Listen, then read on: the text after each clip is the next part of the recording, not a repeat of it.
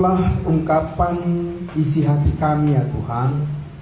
Kami rindu menyenangkan hati-Mu, sebab Engkau sungguh baik pada kami semua, yang telah menyelamatkan hidup kami satu kali untuk selama-lamanya. Dan saat ini ya Tuhan, kami ingin dengar-dengaran kebenaran firman-Mu. Di atas puji-pujian yang sudah kami naikkan bersama-sama, kami meninggikan nama-Mu ya Bapa. Dan di atas kebenaran firman-Mu kami menaruh seluruh harapan kami. Dan kami percaya hanya Tuhan yang sanggup mengubah hidup kami, supaya setiap saat selalu berkenan kepada-Mu. Di dalam nama Tuhan Yesus kami menyambut kebenaran firman Tuhan. Amin. Jemaat, saya persilahkan duduk kembali. Ya.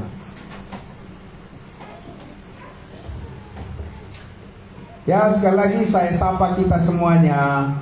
Salam kudus. Selamat sore, salam sehat buat kita semua. Puji Tuhan.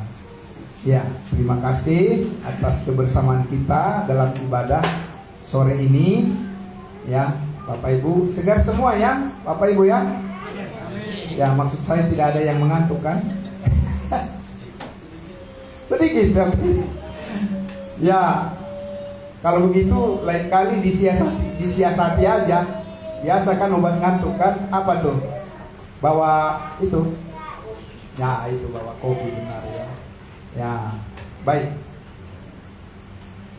Bapak Ibu, kita pergunakan waktu yang terbatas ini untuk sama-sama belajar dari kebenaran firman Tuhan. Ya. Sekali lagi saya ucapkan terima kasih atas kebersamaan kita semua. Ya. Baiklah, kita fokus pada perenungan kita akan firman kasih karunia Tuhan. Saya akan mengajak kita bersama-sama merenungkan kehidupan kita sebagai ya ciptaan baru di dalam Tuhan Yesus. Ya, nah saya tentu tetap ingin mengkomunikasikan kepada para pelayan yang saat ini kita sedang giat-giatnya dalam pembelajaran pelatihan berkhotbah ya. Dukung terus ya ibu-ibu, bapak-bapak kita semuanya. Puji Tuhan. Nah, saya mengharapkan juga supaya dalam pemberitaan firman hari ini semua kita fokus sehingga bisa kita lihat bagaimana firman Tuhan itu disampaikan dengan jelas dan tepat. Dari kitab Efesus pasalnya yang keempat. Ya, Efesus pasal 4. Ya. Kita akan baca terlebih dahulu dari ayat 17 dulu ya. 17 sampai 19. Ayat 17, 18, 19 ini saya sebutkan ini, saya sebut sebagai potret dari kehidupan lama. Gitu ya. Nah, itu. Jadi ayat 17, 18, 19 ya, kita ambil satu ringkasan dengan menyebutnya sebagai potret atau gambar kehidupan daripada kehidupan yang lama. Ya, ada yang lama, ada yang baru. Nah, kita akan coba lihat dulu Bapak Ibu ya. Dari ayatnya yang ke-17. Boleh kita baca? Ya.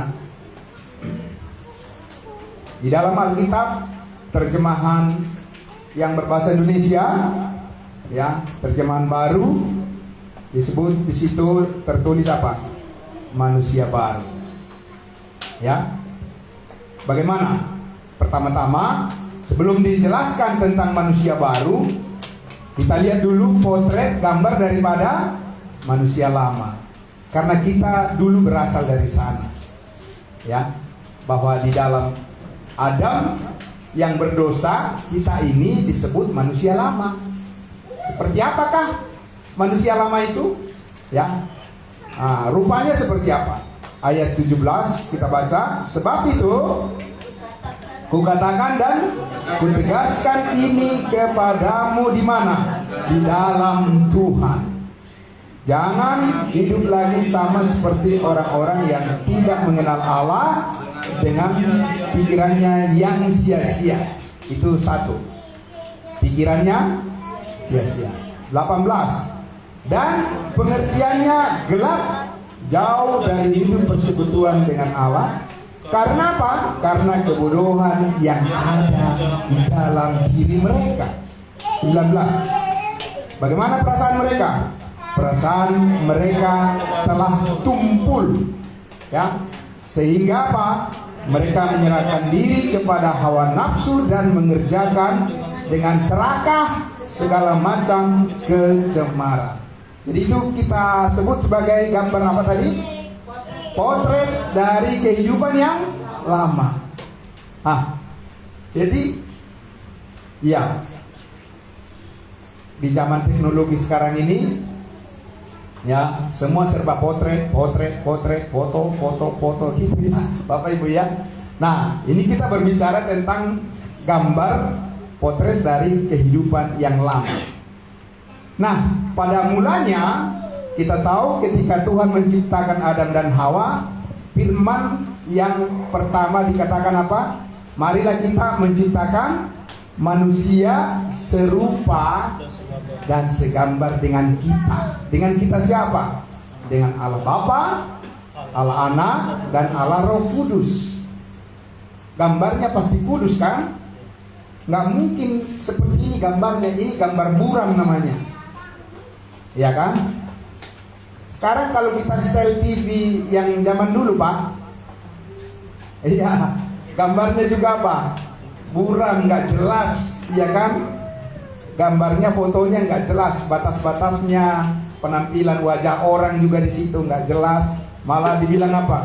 Kayak banyak semutnya, gitu kan? Kalau zaman dulu ya. Tapi itu zaman dulu udah hebat. Kalau orang punya TV ya zaman dulu, di zaman saya dulu masih anak-anak, kalau udah punya TV, kita pergi ke sana itu, kita apa tuh, datang mudah-mudahan dipanggil ke dalam rumah. Tapi kalau orangnya jutek, diambil air terus disiram, ya kabur kita, nggak jadi nonton TV. Gambar yang buram. Nah, kita sudah tahu konteks daripada, ya ini bicara konteks nih ya, yang lagi pelatihan berkhotbah, bicara konteks. Ini tentu berhubungan dengan pasal 2. Pasal 2 kita lihat dulu ya. Pasal 2. Kehidupan siapa yang gambarnya, potretnya seperti itu, Bapak Ibu? Kita lihat di pasal 2 ayatnya yang pertama. Dikatakan di situ apa? Kamu kapan? Dahulu. Jelas ya? Ya. Lain Bengkulu, lain Tanjung Karang, lain dahulu, lain sekarang. Amin. Nah, begitu pantunnya. Jadi kamu dahulu, siapa kamu? Balik lagi, cari lagi konteksnya. Siapa yang dimaksud kamu di sini? Konteksnya adalah di pasal 1. Yaitu siapa? Ayat 1 dari Paulus, pasal 1 Efesus, dari Paulus Rasul Kristus Yesus oleh kehendak Allah kepada orang-orang kudus di Efesus, orang-orang percaya dalam Kristus Yesus. Jadi orang-orang Efesus ini dulu ya dikatakan adalah orang mati. Loh, kok bisa mereka bicara ya? Kok bisa Rasul Paulus bicara dengan orang mati? Nah, disinilah kita memahami apa maksudnya mati di pasal 2 ayat 1. Kamu dahulu sudah mati karena pelanggaran-pelanggaran dan dosa-dosa. Jadi dosa itu, Bapak Ibu, membuat manusia mati. Beneran mati nggak, Bapak Ibu? Itu ada jalan-jalan semua. Ya, orang-orang itu masa mereka mati? Beneran mati atau tidak? Tidak secara jasmani, tapi secara rohani. Jadi dosa itu yang paling utama adalah mematikan manusia secara rohani. Apa artinya? Mati secara rohani, terpisah dari kehidupan Allah. Amin. Kalau terpisah dari kehidupan Allah, itu berarti orang itu pasti binasa. Karena tidak akan berada di hadirat Tuhan, dijauhkan dari hadirat Tuhan, dan orang itu pasti binasa di lautan api neraka yang kekal. Itulah akibat dosa adalah maut. Upah dosa adalah maut. Siapa yang mengalami itu? Rasul Paulus katakan di Roma pasal 3, sebab semua orang telah berdosa dan telah kehilangan kemuliaan Allah. Tetapi, amin, itu dulu pengalaman yang dulu. Pengalaman kita karena terhubung dengan siapa?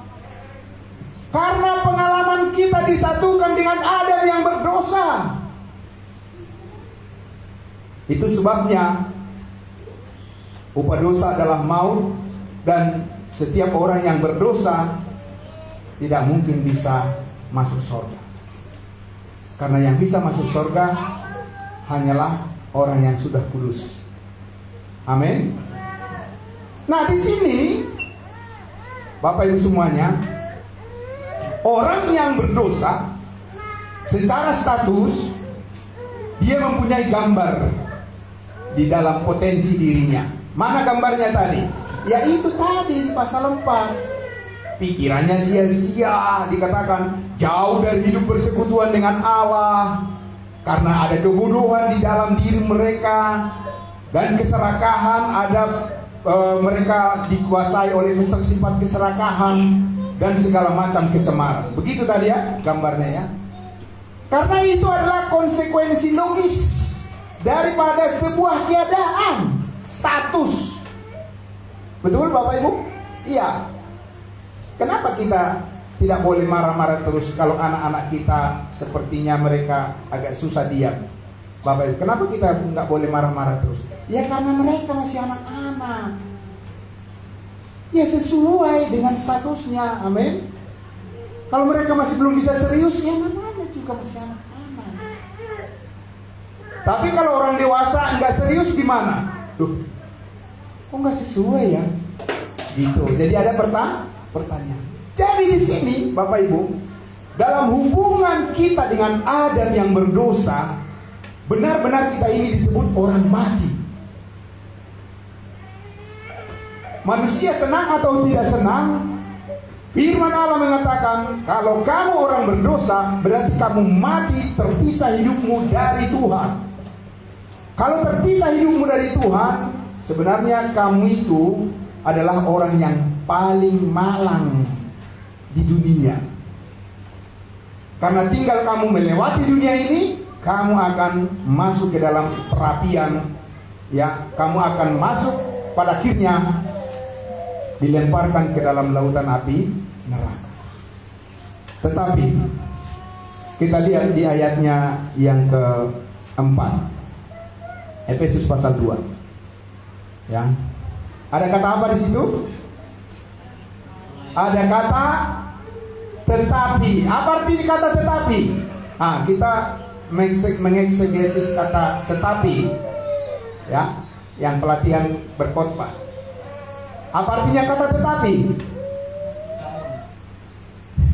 Ya, itu sinonim. Ya. Meskipun itu sinonim juga.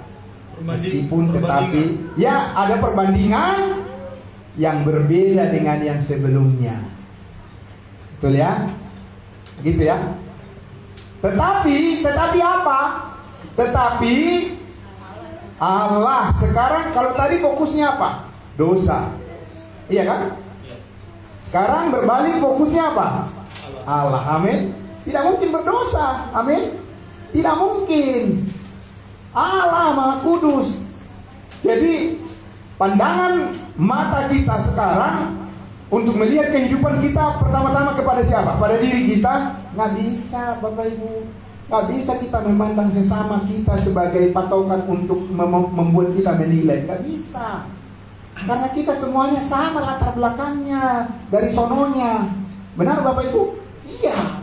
Kan kita sama keturunan Adam yang berdosa. Jadi kalau kita menilai sesama kita dari apa yang ada pada orang itu, dari mana sukunya, dari mana apa status sosialnya, apa pendidikannya, ya kepintarannya, nggak bisa Bapak Ibu jadi berkenan di hadapan Tuhan. Tidak bisa.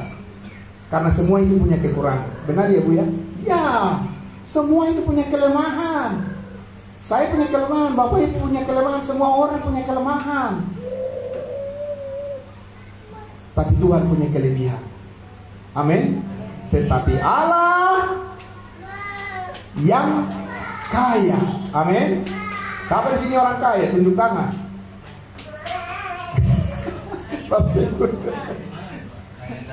Kita lanjut dulu ya, benar. Sudah tahu berarti kan? Luar biasa.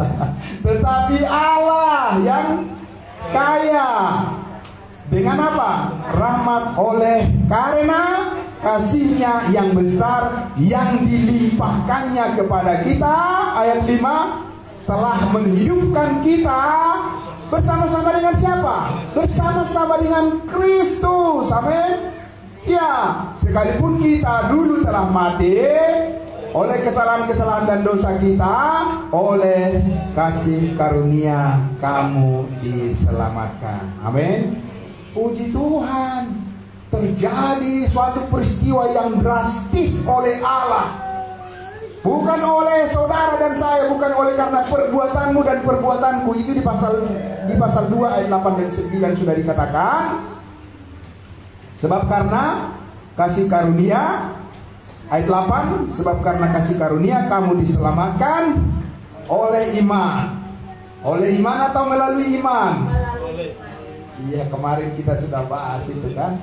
Memang iman itu harus ada, tapi bukan itu penjaminnya. Karena iman orang bisa berubah. Yang menjamin itu adalah apa? Kasih karunia. Biar ada orang punya iman, tapi kalau tidak ada kasih karunia Tuhan, nggak bisa dia memperoleh keselamatan. Tapi sekalipun ada kasih karunia, kalau iman, kalau orang tidak mempercayainya, dia tidak dapat kan? Tapi yang menjamin itu adalah apa? Kasih karunia.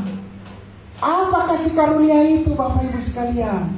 Kasih karunia itu adalah kerelaan Yesus Kristus mau mati di atas kayu salib, menghapuskan semua dosamu dan dosaku dan dosa dunia. Itu kasih karunia. Sehingga kita bisa diselamatkan. Amin. Kalau dulu kita mati karena dosa, sekarang kita hidup karena kasih karunia. Amin. Kalau dulu kita mati karena dosa dan posisi kita terancam hukuman, sekarang posisi kita di dalam keselamatan, hidup yang kekal selama-lamanya. Amin. Dan itu dikatakan, itu bukan hasil apa? Usahamu, tetapi apa? Pemberian Allah. Jadi sekarang kita menerima keselamatan hidup yang kekal karena kita memandang kepada pemberian siapa? Bukan pada pemberian pemerintah, bukan pada pemberian pengusaha. Amin. Bukan pemberian pada penguasa, bukan pada pemberian dermawan saudara diselamatkan. Tidak. Saya tidak diselamatkan oleh karena pemberian siapapun manusia, tapi karena pemberian Allah. Melalui apa, saudaraku? Melalui iman kepada kematian, penyaliban, ya, satu kesatuan, penyaliban, kematian, penguburan, kebangkitan, dan kenaikan daripada Yesus Kristus. Itu usaha manusia atau bukan? Tidak. Itulah dasar kebaikan Tuhan, mempersatukan kita dengan dirinya. Kalau Tuhan Yesus tidak mati di atas kayu salib, kita pasti binasa, semua masuk neraka. Itulah yang kita hargai. Maka sekarang kita mempunyai gambar yang baru. Amin. Punya gambar yang baru, jelas hidup kita, Bapak Ibu Saudara. Bukan abu-abu, bukan awa gelap. Apa namanya? Ya kan? Bapak Ibu Saudara. Indonesia apa? Indonesia gelap katanya kan? Ada ya pernah beberapa waktu lalu ya, Indonesia gelap. Apa yang terjadi selama orang tertentu menggaungkan Indonesia gelap apa? Supaya apa? Supaya banyak orang ketakutan. Nggak lain daripada itu tujuannya. Dulu di kampung itu belum ada listrik, jalanan semua pasti gelap. Kalau ada pun kita bawa penerang, itu hanya lampu teplok yang diisi minyak tanah, iya kan? Kalau kita mau ke kampung sebelah dihidupin, karena apa? Jalanan semua apa? Gelap. Dan sebenarnya bukan hanya karena gelap, tapi karena takut. Walaupun gelap, kalau nggak takut ya jalan aja. Benar nggak? Iya kan Bapak Ibu? Walaupun dunia gelap, ya kalau kita tidak takut terus kenapa? Ya, harus runtuh dunia? Tidak. Amin Bapak Ibu. Jadi kita sekarang di dalam terang Kristus, di dalam terang kasih karunia-Nya, kita mempunyai pemikiran, pandangan dengan gambaran hidup yang baru di dalam Kristus. Kita dipersatukan Bapak Ibu Saudara, amin. Disucikan hidup kita, ditarik kita dari api neraka, ya, dikeluarkan kita dari Adam yang berdosa, dimasukkan kita ke dalam tubuh Kristus yang kudus, amin. Supaya kita bisa hidup di dalam kebenarannya, dan supaya kita bisa melihat dunia ini dengan pandangan daripada Tuhan. Jangan kamu serupa dengan dunia ini, tapi berubahlah oleh pembaharuan pikiranmu, amin. Itu manusia baru. Saudara, kita sebagai orang percaya, Bapak Ibu sekalian, ini bukan untuk mengajak semua orang percaya kepada kesaksian kita, artinya supaya kita merasa bahwa kita ini dihargai karena orang lain menghargai kesaksian kita. Tidak. Orang lain menghargai kesaksian kita atau tidak, itu nomor 2, nomor 3. Yang benar, yang paling penting adalah kita tahu diri kita siapa, amin. Iya, tahu, mengenal diri saya. Saya bukan orang berdosa. Karena kalau saya orang berdosa berarti saya masih mati. Mati bersama Adam. Dan berarti upah dosa adalah maut. Berarti nggak ada perubahan apa-apa dalam hidup saya. Masih tetap yang lama. Buahnya pun akan seperti yang tadi tuh, dikatakan potret hidup yang lama. Pikirannya selalu sia-sia, nggak ada kejernihan, nggak ada ketulusan, nggak ada kerinduan yang besar untuk mengasihi orang lain. Itu kehidupan yang lama. Tapi saudara dan saya, kita lihat bagian kita yang terakhir di Efesus pasal 4. Kembali kita ke pasal 4. Di ayatnya yang ke-20, ya, bagaimana sekarang kita mengetahui bahwa kita bukan yang dulu lagi. Amin. Adapun hidupku ini bukan aku lagi. Terus siapa? Kristus. Nah, itu melainkan Kristus yang ada di dalam aku. Orang bilang biasa-biasa aja Bapak. Tidak apa-apa. Memang saya biasa-biasa secara apa? Secara dunia. Tetapi secara kehidupan surgawi, saya menghargai bahwa saya ini adalah orang yang sangat mahal dan berharga di mata Tuhan. Amin. Iya. Karena itulah di ayat 20 dikatakan apa? Efesus 4 ayat 20. Tetapi kamu bukan demikian. Ada perubahan? Ada. Amin. Iya. Jadi jangan bilang bahwa bosanlah hidup ini begini-begini aja. Aduh, jangan deh. Aku minta kepada siapapun di antara kita, jangan pernah mengeluarkan kata-kata seperti itu. Jangan, ibu-ibu jangan bilang sama suaminya, Pak, kok kayaknya hidup ini begini-begini aja. Jangan. Dirimu bukan begini-begini aja. Di dalam Yesus engkau dan saya sangat dihargai tinggi. Amin. Karena keluargaan kita adalah di dalam surga. Dan juga jangan bilang surga mulu, emangnya makan dari situ. Oh, astaga, jangan atuh. Itu merendahkan Tuhan namanya. Ya kan Bapak Ibu tahu kan ketika Tuhan Yesus berpuasa 40 hari 40 malam, apa yang terjadi padanya? Kurus, tak berdaya. Ya, Yesus Kristus lemah, tampak tidak punya apa-apa. Dalam keadaan seperti itu, siapa yang datang? Datang penggoda, iblis.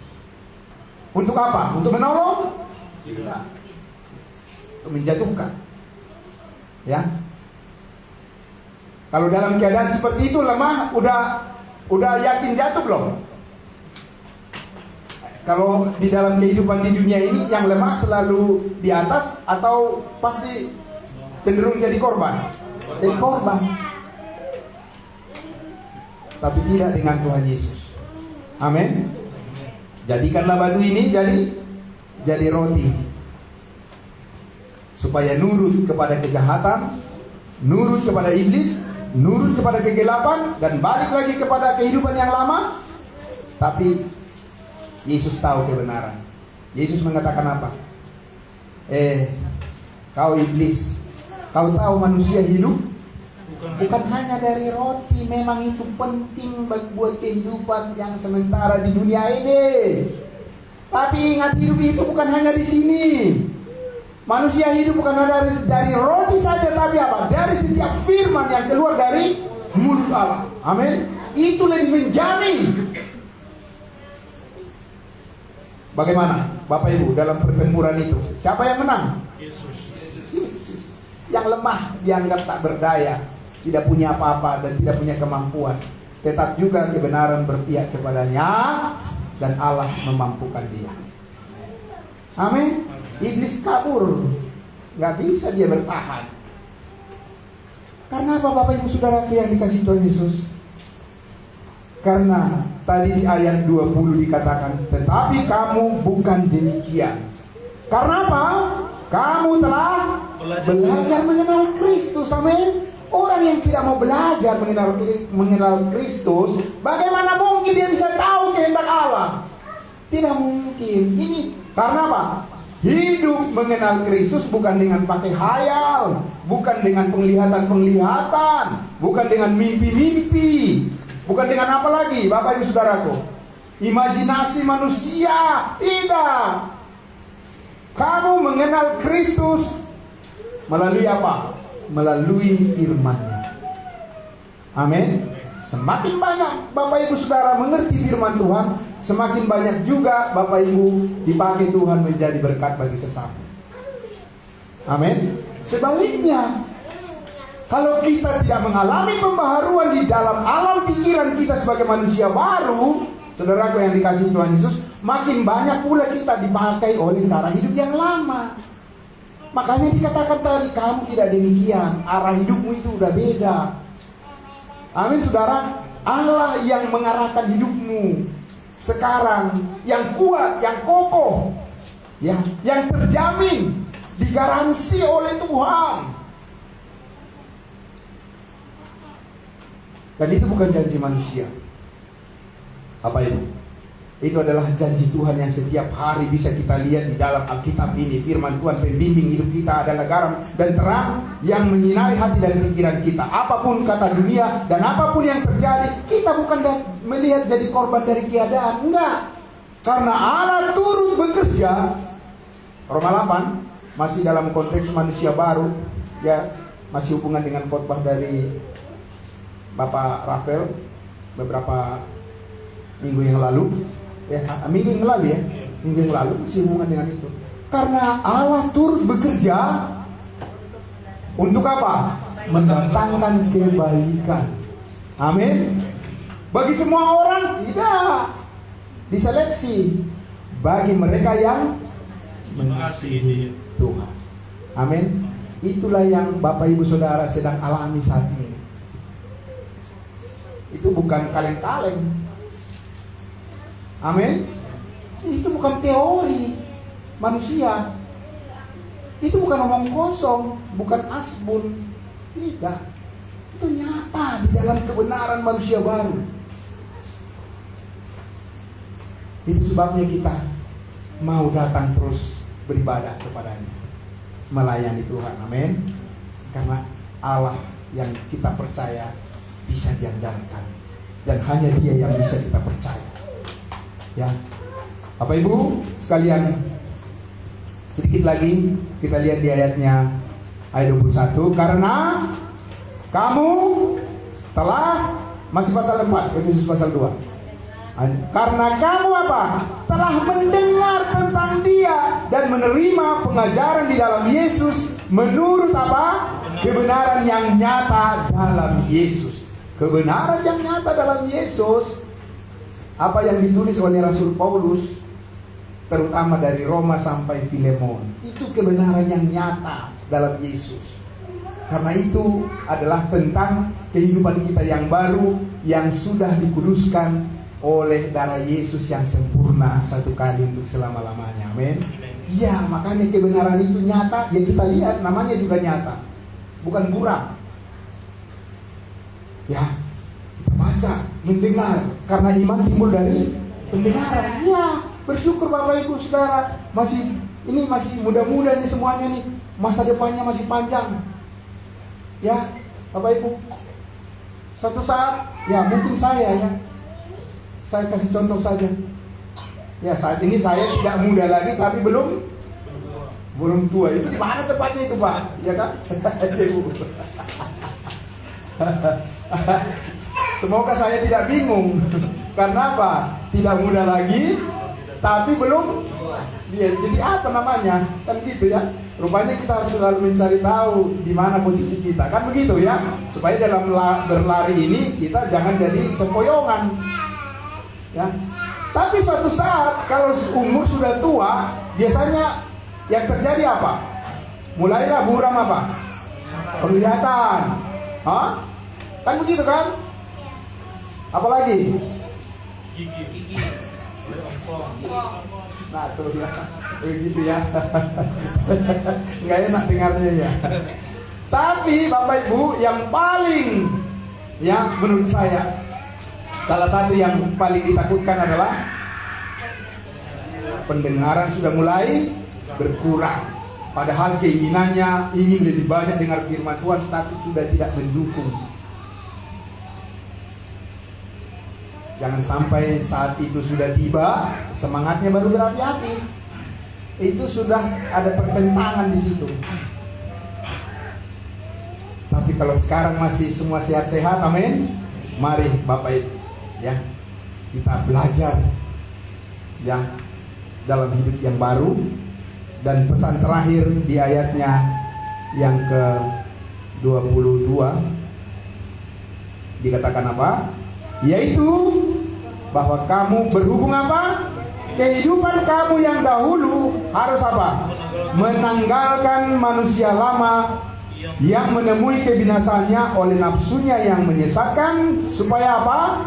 Supaya kamu dibaharui di dalam roh dan pikiranmu, dan mengenakan manusia baru yang telah diciptakan menurut kehendak Allah di dalam kebenaran dan kekudusan yang sesungguhnya. Amin.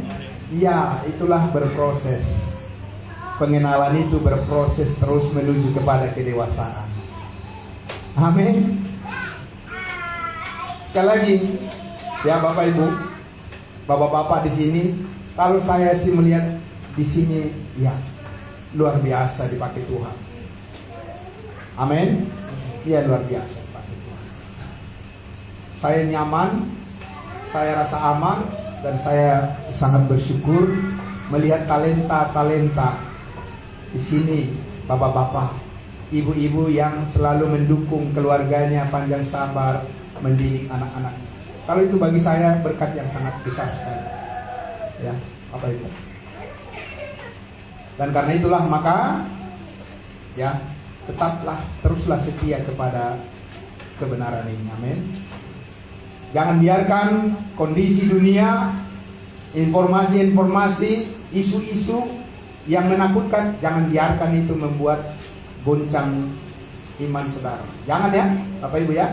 Tetap yakin, percaya bahwa Tuhan telah menyempurnakan hidup kita di dalam kasih karunia. Dia bekerja mendatangkan kebaikan. Mari kita terus mengasihi Tuhan. Amin. Mari kita berdoa. Bapa dalam surga, terima kasih.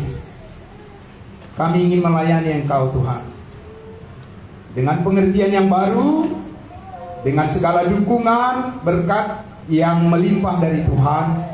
Kami percaya hati kami semua diteguhkan oleh setiap firman kebenaran yang mengajar kami semua, mendidik kami, melatih kami untuk bersandar hanya kepada kuat kasih karunia Tuhan saja.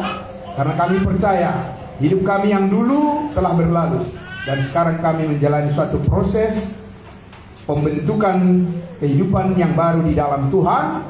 Dan proses ini akan terus Engkau tuntun kami sampai terus disempurnakan hidup kami di dalam Yesus. Karena kami tahu bahwa kami menjalani semuanya ini dengan penuh kesadaran Tuhanlah yang memampukan, menguatkan, dan menyediakan apa yang kami perlukan, supaya pelayanan kami kepada jemaat kudus-Mu dan pemberitaan Injil kasih karunia Allah boleh terus diberitakan kepada semua orang.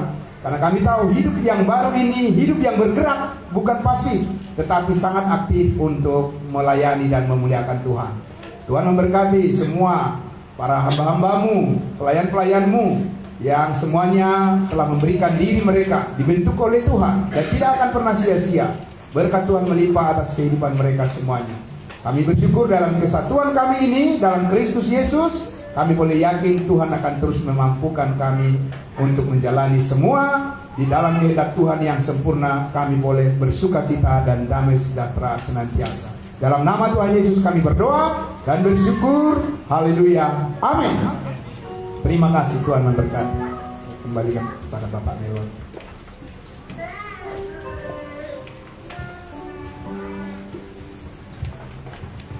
Terima kasih untuk firman Tuhan yang telah disampaikan oleh Bapak Pendeta. Kiranya memberkati kita semua. Untuk merespon firman Tuhan, kita naikkan pujian kita dari buku lagu nomor 55, Jelmakan Yesus Dalammu.